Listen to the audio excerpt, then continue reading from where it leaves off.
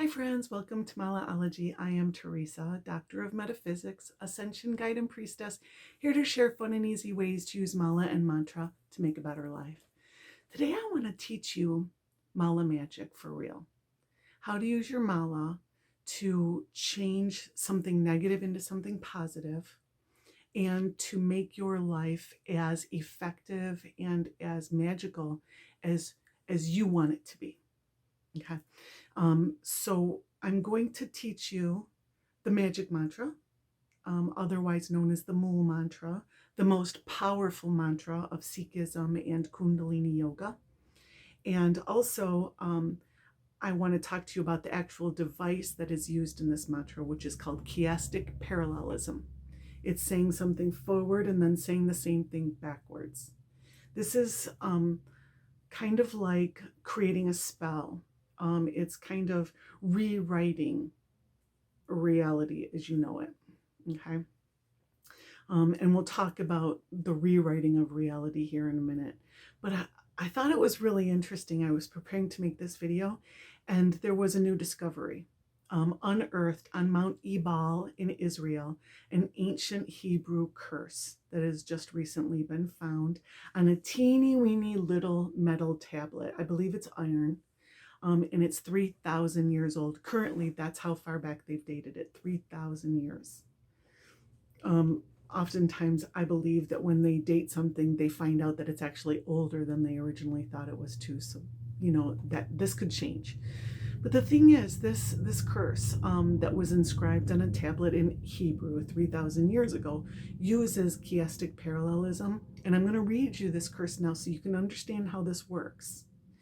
But if you have children watching, impressionable ears do not need to hear this, all right? Curses don't need to penetrate the ears of the impressionable.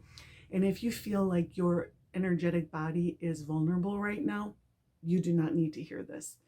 The only people who actually want to listen to the actual curse are people who are really in their strength right now and practice daily or regularly connecting to spirit, source, their higher self, who currently have a spiritual practice. If you don't, just fast forward a minute, all right? I'm going to read you the curse now, and then we'll discuss the device used, that chiastic parallelism, and then we'll talk about the magic mantra and how this can, what it actually means and how it can help you in your life. The curse is read as thus: cursed, cursed, cursed. Cursed by Yahweh, you will surely die cursed. Cursed, you will surely die, cursed by Yahweh, cursed, cursed, cursed.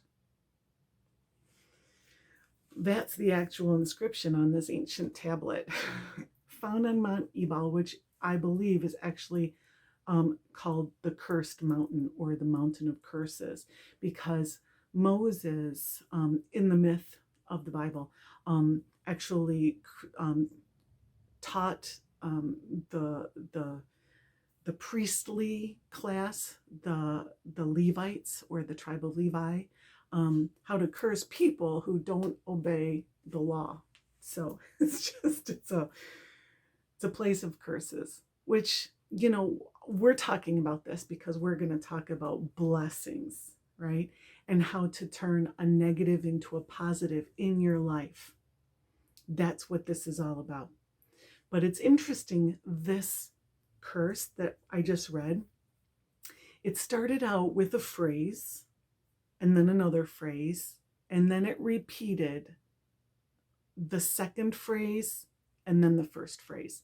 So it said something forward and then it said something backwards. I'm not going to read it again. If you're curious, just rewind it and listen again. So it said a phrase, phrase one, phrase two, and then phrase two, phrase one. Now you can do that with 3 phrases, 4 phrases, infinite phrases, when creating your own blessings or your own spells in life. Say something forward and then say the same thing backwards to reverse engineer the energy behind those words. Words have power. Words are energy, vibration with intention. Words are energy with intention. So the chiastic parallelism in that is used also in this Mool Mantra, otherwise called the magic mantra. It is the most powerful mantra in Sikhism and in Kundalini Yoga. Now, I'm not a Sikh. I practiced Kundalini Yoga for years, and I love it, but I'm not a religious person, and I don't ascribe to any of the religious devices of Sikhism or anything else. However, I find great wisdom in all religions, which is why you'll always see me quoting the words of Jesus and other wise ones throughout history. They're here to teach us, right? And I find that I've actually had Kundalini risings from practicing Kundalini Yoga. I know it works, and I know what it's good for me, and that's what I'm here to share for you. So I just don't want you to think this is a religious practice. All right. This is the actual mantra. I'm going to tell you what the words are, and then we'll talk about what it means, and then we'll practice it. And how to employ gemstones in this actual device as well. All right. So the mantra goes Ek Onkar Sat Guru Prasad, Sat Guru Prasad, Ek Onkar. Okay, we'll do this together at the end. Ek Onkar Sat Guru Prasad, Sat Guru Prasad, Ek Onkar. And it's translated, there are a lot of loose translations. The one that I really, really resonate with is Creator and creation are one. All is a blessing of the Creator. This wisdom comes through Guru's grace. Now let's talk about Guru for a minute. The word Guru in this mantra, in most uses in the mantras that I share with you, literally means that which brings you from darkness to light. That's why our malas have guru beads. We practice our mala mantra and we wear our malas on a journey moving from darkness to light. And that's what the guru bead reminds us of, what our intention is enlightenment, basically, right?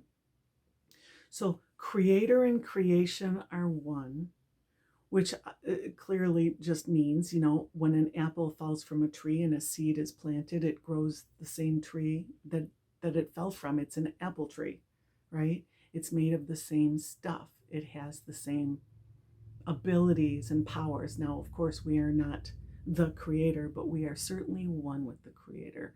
We are a child of creation, right? Whether you believe that the creator is an imaginary friend in the sky who looks down on you and loves you and sends you blessings, right? That's great. If you believe that the creator is the actual first impulse that created all of creation through a natural evolution and an outgrowth of vibration and experiences, that's great too. It's the same thing. It's the same thing. And everything in between, right? So creator and creation are one. You are made of that which has created the whole universe. You are one with the creator. All is a blessing of the creator, which means everything is in divine grace.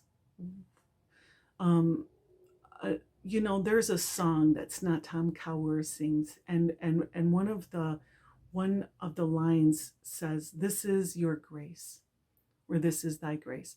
Every step I take, every thought I have, every tear I shed. I'm sure that I mangled these words, but it goes on and on. Everything that we experience or we perceive in this life is the grace of creation. It's a gift of creation. And if we see it as a gift, then we see it truly and clearly, and we're so much more effective in our life in creating what we choose to create, perceiving what we choose to perceive, and having clarity and understanding and wisdom. This wisdom comes through Guru's grace. This wisdom comes through the grace of moving from darkness to light. So it's just enlightenment. basically.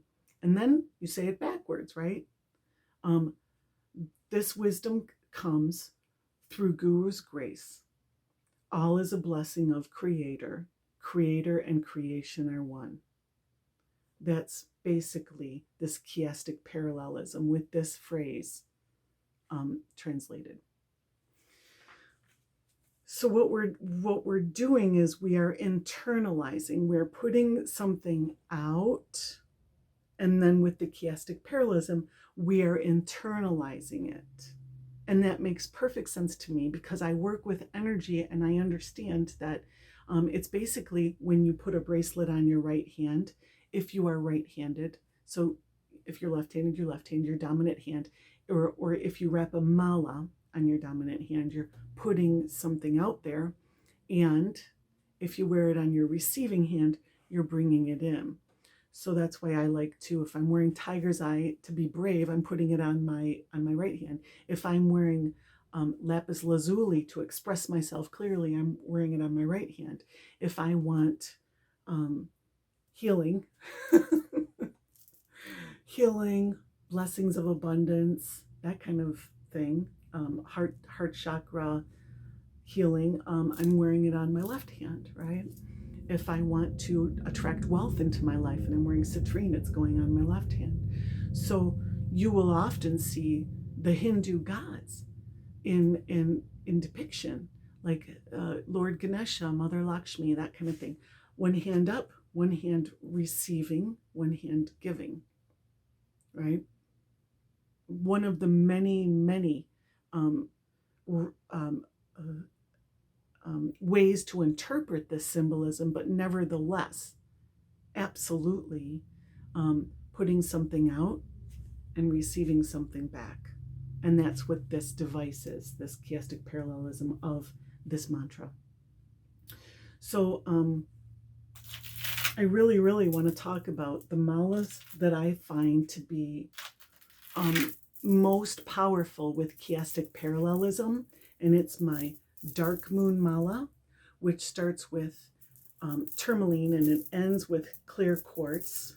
And it's an ombre. It moves. Obviously, you can see it from tourmaline to hypersthene to labradorite to tourmalinated quartz and then clear quartz, right? Dark to light and then back to dark again.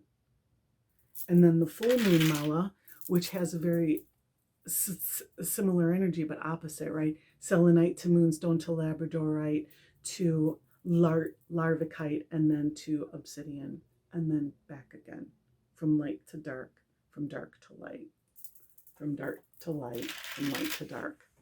So it doesn't have to be black and white or clear stones either for that kind of ombre effect that puts something out into the void and then receives it back into the material realm. It can be a dark to light shade or a light to dark shade of any color. And the energy of that fading and then enriching is extremely powerful with not only gemstones, but with other ways that you can use vibration. And color is vibration, right? Color is not the only vibration. Sound is vibration. Finding ways to do that, yes, with the mantra, with repeating it backwards, but also quiet to loud to quiet again, or loud to quiet to loud again is one way. I've actually created spells where I write something forward and then with my left hand, I literally write it backwards. You know, you'd be surprised. There are some of us who are actually really good at writing backwards. And it's worth a try. Absolutely worth a try. If you find that you're actually really good at it, this is a device that I'm not going to say you should use, but you would be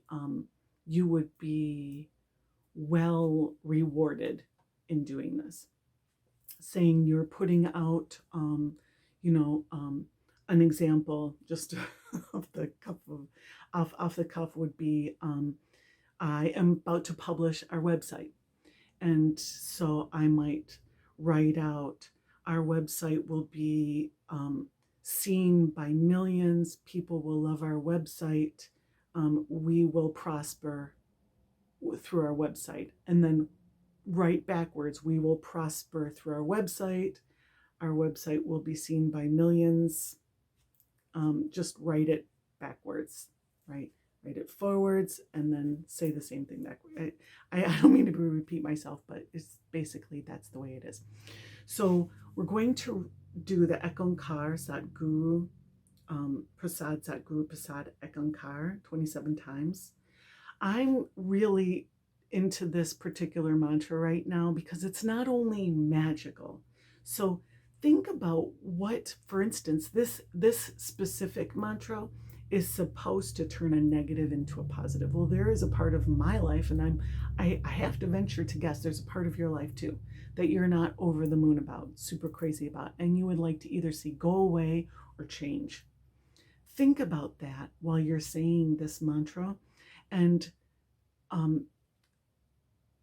understand that this is here as a gift. This is a part of God's grace, right? This is a part of the grace of the Creator, just like the mantra says. Everything is here as a gift. Like Snatam Kaur says, every tear I shed, this is thy grace, right? So be grateful for whatever it is, and be grateful for the lesson. Be grateful for the energy in your life. That will help you to resolve the energy so that it can transform into something else, basically. Just it's a karmic acceptance, therefore a karmic undoing. Okay, so that's what I'm thinking about right now. This thing in my life that I want to see changed. But I'm going to be grateful for it, and I'm going to accept it as the grace of the Creator in my life, giving me gifts, and I'm grateful. Ekankar Satguru Prasad Satguru Prasad Ekankar. Ekankar Satguru Prasad Satguru Prasad Ekankar. Ekankar Satguru Prasad Satguru Prasad Ekankar. Ekankar Satguru Prasad Satguru Prasad Ekankar. Ekankar Satguru Prasad Satguru Prasad Ekankar. Ekankar Satguru Prasad Satguru Prasad Ekankar. Ekankar Satguru Prasad Satguru Prasad Ekankar. Ekankar Satguru Prasad Satguru Prasad Ekankar. Ekankar Satguru Prasad Satguru Prasad Ekankar. Ekankar Satguru Prasad Satguru Prasad Ekankar. Ekankar Satguru Prasad Satguru Prasad Ekankar. Ekankar Satguru Prasad Satguru Prasad Ekankar. Ekankar Satguru Prasad Satguru Prasad Ekankar.